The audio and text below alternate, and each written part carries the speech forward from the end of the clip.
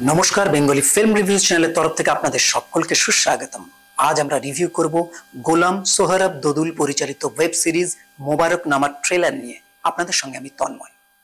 দেখুন, আমাদের সমাজে দাতব্য চিকিৎসালয়ের মতোই আদালতের কিন্তু খুবই গুরুত্বপূর্ণ একটা জায়গা রয়েছে, কারণ বিচিত্র আমাদের দেশ আর তার বিচিত্র ক্রাইম।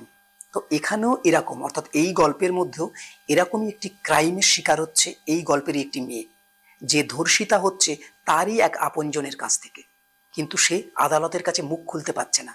পরবর্তীকালে তাকে ইনসিস্ট করা হচ্ছে এবং সে মুখ খুলছে, এবং তার এগেনস্টে যে আছে সে তো আছেই, কিন্তু তার ফরে যে উকিলটি দাঁড়াচ্ছে সেও কিন্তু সমাজের এই বিশৃঙ্খলতার কারণে আদালত থেকে সরে দাঁড়িয়েছিল।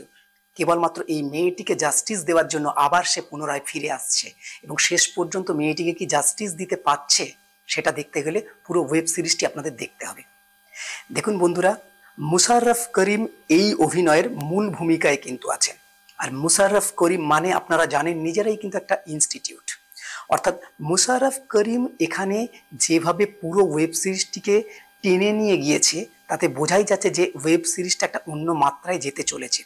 যদিও আমরা জানি যে বাংলাদেশের মূলধনই কিন্তু অ্যাক্টিং, প্রত্যেক অভিনেতা অভিনেত্রীর মধ্যে এই অ্যাক্টিংটা কিন্তু ভরে ভরে রয়েছে। শুধু মুশাররফ করিম নয়, তার আশেপাশে তার সহযোগী শিল্পী হিসাবে যারা যারা কাজ করছে প্রত্যেকেই কিন্তু খুব ভালো অ্যাক্টিংটা করেছে।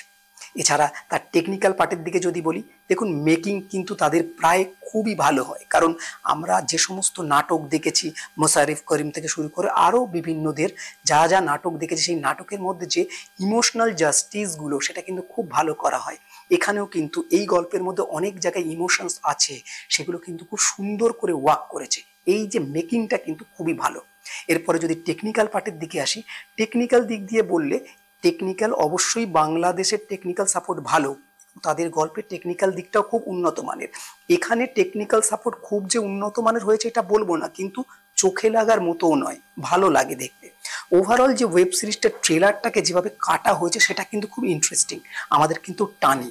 এটাই হচ্ছে যে পুরো ওয়েব সিরিজটি দেখার জন্য মানুষের যে প্রাইমারি স্টেজ এই তো ট্রেলারটা, সেই ট্রেলারটা কিন্তু সেইভাবেই কাটা হয়েছে। ট্রেলারটা আমাদের আকর্ষণ করছে এটা বলা। এরপর যদি এই ওয়েব সিরিজের বিজিএম এর কথা বলি, এই ওয়েব সিরিজটা কিন্তু সবচেয়ে বড় জিনিস হচ্ছে বিজিএমটা বেশ ভালো লাগে, কারণ এখানে যেভাবে দেখানো হচ্ছে যে যখন মুশাররফ করিম আসছে বা অন্যান্য ক্যারেক্টারদের পিছনে যে ব্যাকগ্রাউন্ড মিউজিকটা, সেটা কিন্তু কিছু কিছু জায়গায় আমাদের ইমোশনালি টাচও করছে, কিছু কিছু জায়গায় আমাদের কিন্তু ইনফ্লুয়েন্সডও করছে। এবং সবচেয়ে বড় কথা হচ্ছে এর যে গল্পটা, স্টোরি রাইটিংটা কিন্তু ভালো, একদম ইউনিক না হলেও ভালো। সবচেয়ে বড় কথা তার স্পিচ রাইটিংগুলো, অর্থাৎ ডায়লগসের মধ্যে এখানে যে এক একটা পাঞ্চ লাইন রাখা হচ্ছে সেগুলো কিন্তু ভালো। যেমন মুশাররফ করিম এক জায়গায় বলছে, আমি মাল ছাড়া অন্য কিছু খাই না, কোনো রকম জ্ঞান খাই না, কোনো রকম অন্য কিছু খাই না। এই যে ডায়লগসগুলো বলছে এগুলো কিন্তু ভালো লাগে। মানে অনেক কটা জায়গায় পাঞ্চ লাইন আছে যেটা মুশাররফ করিমের মুখ থেকে আসার জন্য আরও বেশি সেটা আমাদেরকে টাচ করছে। ফলে স্টোরি স্ক্রিপ্ট রাইটিং এর দিক দিয়েও আমি তাকে পজিটিভ জায়গায় রাখবো। এবং সবচেয়ে বড় কথা এর এডিটিং, কালার গ্রেডেশন, এটা না আমার খুব যে ভালো লেগেছে এমন বলো। ট্রেলারের এডিটিং ভালো লাগছে আমার, কিন্তু কালার গ্রেডেশন কিছু কিছু জায়গায় আমার মনে হচ্ছে একটু ডাল হয়েছে। টেকনিক্যালি এই পার্টটার দিক দিয়ে আমি একটু আপসেট আছি। বাকি যদি বলেন ডিওপির কাজ, আমার বেশ কিছু ফ্রেম কিন্তু ভালো লাগছে।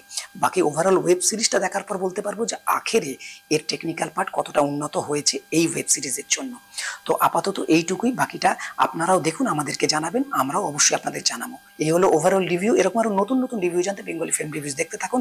আপনাদের গুরুত্বপূর্ণ মতামত আমাদের কমেন্ট বক্সে অবশ্যই জানাবেন। বেঙ্গলি ফিল্ম রিভিউজ সোশ্যাল মিডিয়াতে সব জায়গায় অ্যাভেলেবেল আছে, আপনারা সেখানে আমাদের ফলো করতে পারেন। বাংলা সিনেমাকে এগিয়ে রাখুন, বাংলা সিনেমার পাশে থাকুন। Thanks for watching.